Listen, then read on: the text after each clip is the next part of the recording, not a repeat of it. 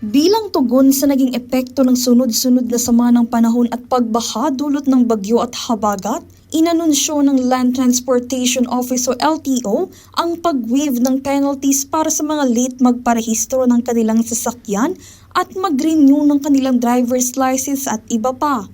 Ayon kay Grace Rojas, Chief of Office ng LTO Naga District Office, lahat ng may mga due dates mula Hulyo 21 hanggang Hulyo 25, 2025 ay pinayagang makapag-renew at makapagparehistro hanggang Agosto 8 na kasalukuyang taon ng walang karampatang multa o penalty.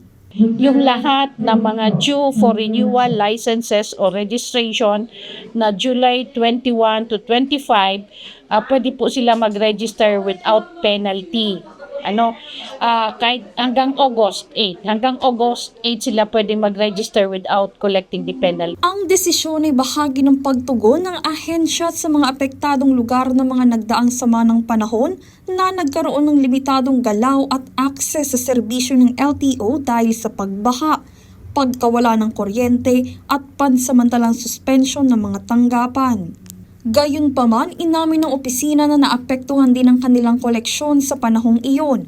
Tinatayang humigit kumulang 1.5 milyon ang nawalang kita ng LTO Naga sa loob ng 3 araw na walang operasyon noong kasagsagan ng habagat. Medyo dakulon, medyo nga na-affected kami. So 3 days tabagang vacation na ang nawara kayan sa mong collection is around mga 1.5 million na garo day mima kukua. Ta siguro kadakol pang day pa nakarehistro. Ang naturang hakbang ng LTO ay nagpapakita ng malasakit sa mga mamamayan na naapektuhan ng kalamidad at pagpapahalaga sa serbisyong makatao sa gitna ng krisis. Darlene Lastrullo, CSN.